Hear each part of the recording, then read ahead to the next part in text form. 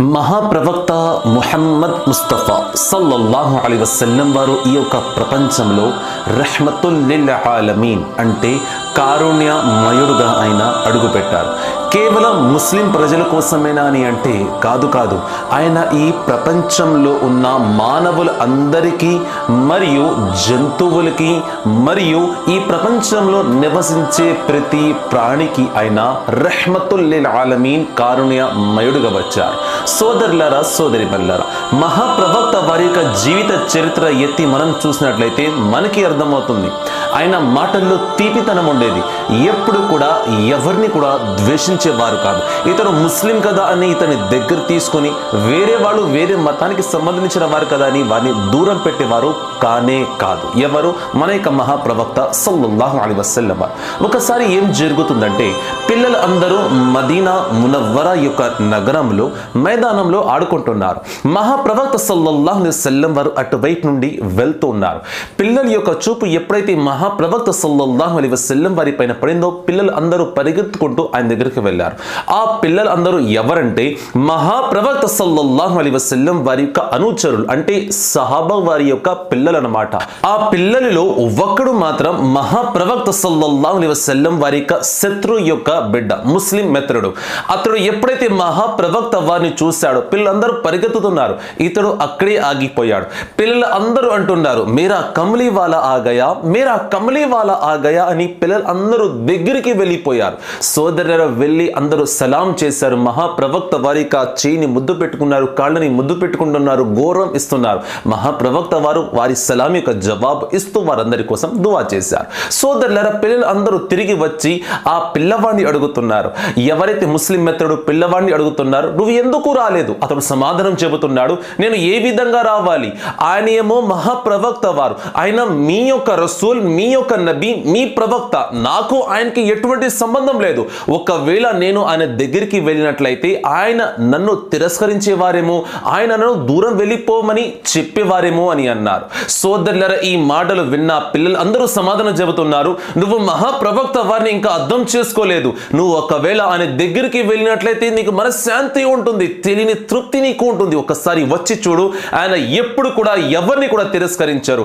సోదరులారా, ఈ మాటలు విన్న రెండో రోజు అతడు మహాప్రవక్త సల్లల్లాహు అలైహి వసల్లం వారి కోసం ఎదురు చూస్తూ ఉన్నాడు. పిల్లలు అందరూ కూడా మహాప్రవక్త వారి కోసం ఎదురు చూస్తున్నారు. అదే సమయంలో మహాప్రవక్త సల్లల్లాహు అలైహి వసల్లం వారు అటువైపు నుండి వెళ్తూ ఉన్నారు. రెండో రోజు అదే సమయంలో పిల్లలు అందరూ మరల మహాప్రవక్త వారి దగ్గరికి వెళ్ళి సలాం చేస్తున్నారు. ఆయన చేతుల్ని గౌరవంగా ముద్దు పెట్టుకుంటున్నారు, ఆయనతో మాట్లాడుతున్నారు. సోదరుల అదే సమయంలో ముస్లిం మెథడ్ యొక్క పిల్లవాడు అతడు కూడా మహాప్రవక్త వారి దగ్గరికి పరిగెత్తుకుంటూ వెళ్ళాడు.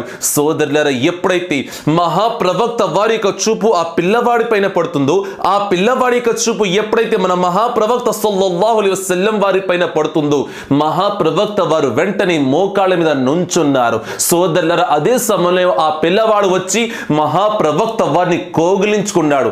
అదే సమయంలో అతడికి తెలియని ఆనందం కలిగింది, సంతోషం కలిగింది. మహాప్రవక్త వారు కూడా ఆ పిల్లవాడిని కోగిలించుకున్నారు. సోదరులారా, సోదర మహాసేవులారా, రెండో రోజు నుంచి ఆ పిల్లవాడు ఒక్కరోజు కూడా విడిచిపెట్టకుండా అదే సమయంలో మహాప్రవక్త సల్లల్లాహు అలైహి వసల్లం వారి కోసం ఎదురు చూస్తున్నాడు.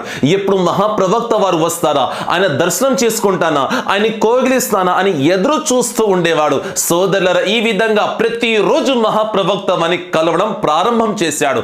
ఒకరోజు మహాప్రవక్త వారు మస్జిదే నబీలోకి నమాజ్ చేయడానికి వెళ్ళాడు. ఆ సమయంలో ఆ పిల్లవాడు మస్జిదే నబీ బయట నుంచున్నాడు. మహాప్రవక్త వారి యొక్క చెప్పులు నాలెన్ షరీఫ్ ని ఎత్తి అతడి యొక్క బట్టలతో దాన్ని క్లీన్ చేశాడు, శుభ్రం చేశాడు. అలాగే ఆ చెప్పులను, ఆ నాలెన్ షరీఫ్ ను ఈ విధంగా కోగిలించుకున్నాడు. మహాప్రవక్త వారు వచ్చిన తర్వాత ఆయన పాదాలకి పెట్టాడు. మహాప్రవక్త వారు ఆశీస్సులు ఇచ్చి అక్కడి నుండి వెళ్ళిపోయారు. ఈ విధంగా అనేక రకాలుగా మహాప్రవక్త వారికి సహాయపడేవాడు, ఆయనకి దగ్గర అయ్యేవాడు. సోదరులారా, ఒక్కరోజు కూడా మహాప్రవక్త సల్లల్లాహు అలైహి వసల్లం వారిని చూడకుండా అతడు ఉండలేకపోయాడు. రోజులు గడిచిపోయాయి, ఎండాకాలం వచ్చేసింది సోదరులారా, 3 రోజులు అయిపోయాయి.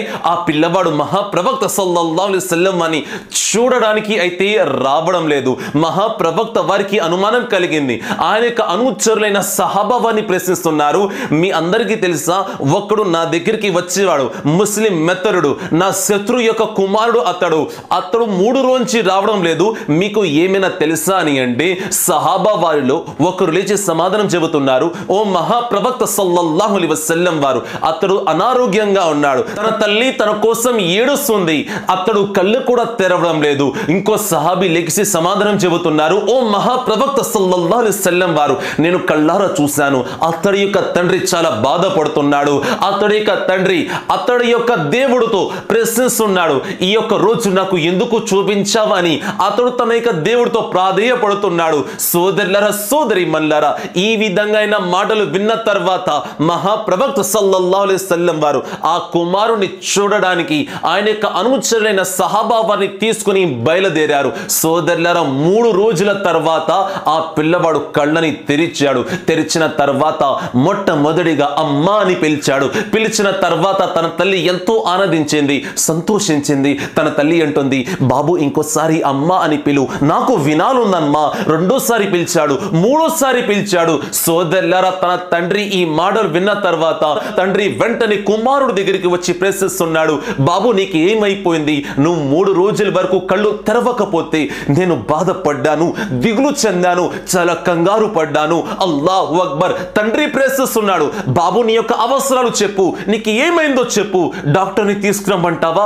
తీసుకువస్తాను. ఏమైనా కావాలో చెప్పు, వెంటనే తీసుకువస్తాను. తన కుమారుడు సమాధానం చెబుతున్నాడు, నాన్న నాకు ఎవ్వరు వద్దు, ఏ వస్త్రాలు కూడా వద్దు, తినే పదార్థాలు కూడా వద్దు, డాక్టర్ కూడా వద్దు. నేను చివరిసారిగా మహాప్రవక్త సల్లల్లాహు అలైహి వసల్లం అంటే హజ్రత్ ముహమ్మద్ ముస్తఫా సల్లల్లాహు అలైహి వసల్లం అని చూడాలనుకుంటున్నాను. ఈ మాటలు విన్న తర్వాత తండ్రి కోపంతో అంటున్నాడు, ఏంటి నువ్వు నా శత్రువు పేరు ఎత్తావు, అతన్ని చూడాలనుకుంటున్నావు, అతన్ని నా ఇంటిలోకి తీసుకురామంటావా? ఇది ఏ విధంగా సాధ్యము? నువ్వు చచ్చిపోతానన్నా సరే నేను అతని ఇంటికి వెళ్ళను, అతన్ని పిలుచుకురాను. అల్లాహు అక్బర్. సోదరులారా, తన కుమారుడు ప్రాధేయపడుతున్నాడు, నాన్న నేను చివరిసారిగా నిన్ను అడుగుతున్నాను. ఎంతో ప్రాధేయపడిన తర్వాత తన యొక్క భార్య అంటే ఆ కుమారుడి యొక్క తల్లి సమాధానం చెబుతుంది, ఇవ్వండి కుమారుడు చివరిసారిగా మనల్ని ఒకటి అడుగుతున్నాడు, ఎంతో అనారోగ్యంగా ఉన్నారు, మీరు తిరస్కరిస్తే అతడు చాలా దిగులు చెందుతాడు, బాధపడతాడు, తన చివరి కోరిక మనం తీరుద్దాము, వెళ్ళండి ఆయన ఇంటికి వెళ్ళి ఆయన్ని పీల్చుకురండి. అల్లాహు అక్బర్. సోదరులారా, అతడు 2 అడుగులు ముందు వేసి అక్కడే ఆగిపోయాడు. ఆ సమయంలో కుమారుడు సమాధానం చెబుతున్నాడు, ఏమైంది నాన్నగారు మళ్ళీ ఆగిపోయారు అని అంటే తన తండ్రి సమాధానం చెబుతున్నాడు, ఒకవేళ నేను ఆయన ఇంటికి వెళ్ళినట్లయితే ఆయన మన ఇంటికి వస్తారా, లేదా ఆయన నన్ను తిరస్కరిస్తారా, వెళ్ళిపోమంటారా? అల్లాహు అక్బర్. ఆ కుమారుడు సమాధానం చెబుతున్నాడు, నాన్న వెళ్ళడం మీ యొక్క పని, రావడం ఆయన యొక్క పని. సోదరులారా, ఈ విధంగా తండ్రి బయలుదేరాడు మహాప్రవక్త సల్లల్లాహు అలైహి వసల్లం వారి ఇంటికి. సోదరులారా, తండ్రి ఇటువైపు బయలుదేరారు, మహాప్రవక్త సల్లల్లాహు అలైహి వసల్లం వారు అటువైపు నుండి ఈ కుమారుడు ఇంటికి బయలుదేరారు. సోదరులారా, సోదరి మల్లారా, ఆ సమయంలో కుమారుడు కళ్ళు మూసుకుని కాసేపు విశ్రాంతి తీసుకుంటున్నాడు.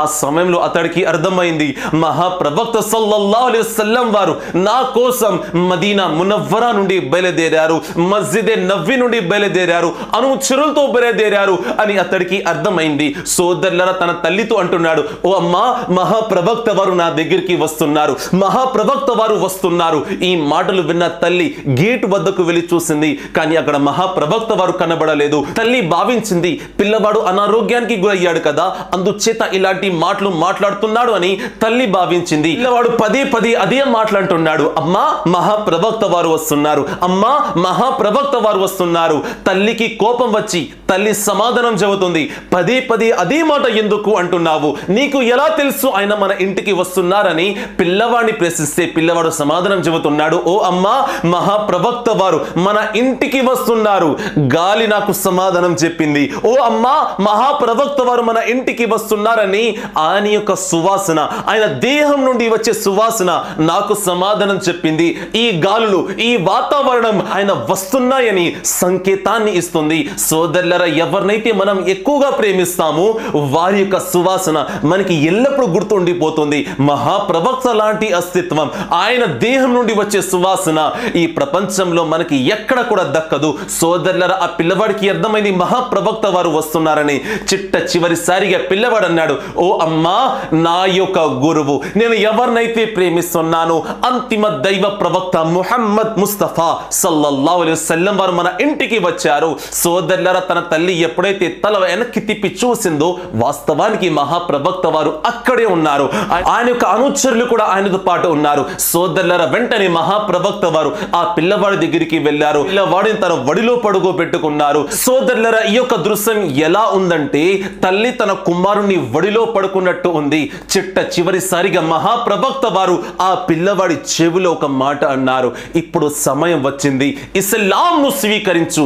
ఆ పిల్లవాడు కలమా చదివాడు, లా ఇలాహ ఇల్లల్లాహ్ ముహమ్మదుర్ రసూలుల్లాహ్ సల్లల్లాహు అలైహి వసల్లం. ఆ పిల్లవాడు ఇస్లాంను స్వీకరించిన తర్వాత తన యొక్క ఆత్మ దేహం విడిచిపెట్టి వెళ్ళింది. అంటే ఆ పిల్లవాడు చనిపోయాడు, ఇస్లాంను స్వీకరించాడు. మహాప్రవక్త వారు తిరిగి వెళ్తున్న సమయంలో ఆ కుమారుడి యొక్క తండ్రి సమాధానం చెబుతున్నాడు, ఇప్పుడు ఈ పిల్లవాడిని కూడా మీరే తీసుకువెళ్ళండి, ఇప్పుడు ఇతడు మావాడు కాదు మీవాడు అయిపోయాడు. ఆ సమయంలో మహాప్రవక్త వారు తెలియజేశారు, ఓ అబూబకర్, ఇతడిని మనతో పాటు తీసుకువెళ్దాం, ఇతడి యొక్క జనాజా నా ఇంటి నుండి బయలుదేరుతుందని మహాప్రవక్త వారు సమాధానం చెప్పారు. ఆ యొక్క సమయంలో ఆ పిల్లవాడి యొక్క తల్లిదండ్రులు సమాధానం చెబుతున్నారు, ఇప్పుడు మమ్మల్ని కూడా ఇస్లాంలోకి వచ్చే అనుమతిని ప్రసాదించండి. వారు కూడా ఇస్లాంను స్వీకరించారు. సోదరులారా, దీన్ని బట్టి ఏమర్థమవుతుందంటే మహాప్రవక్త వారి యొక్క వ్యక్తిత్వం వలన ఎంతో మంది ఇస్లాంను స్వీకరించారు. కేవలం ముస్లింలే కాదు, ముస్లిం మిత్రులు ఆయన యొక్క వ్యక్తిగతని చూసి, ఆయన యొక్క అలవాట్లను చూసి ఇస్లాం స్వీకరించిన వారు ఉన్నారు. సోదరులారా, అల్హమ్దులిల్లా, మన మహాప్రవక్త వారిని అనుసరిస్తున్నామనంటే ఇది అల్లాహ్ యొక్క ఎంతో దయ మన పైన. అల్హమ్దులిల్లా, మహాప్రవక్త వారి యొక్క సున్నత్ పైన అమలు చేస్తూ జీవితాన్ని గడపండి.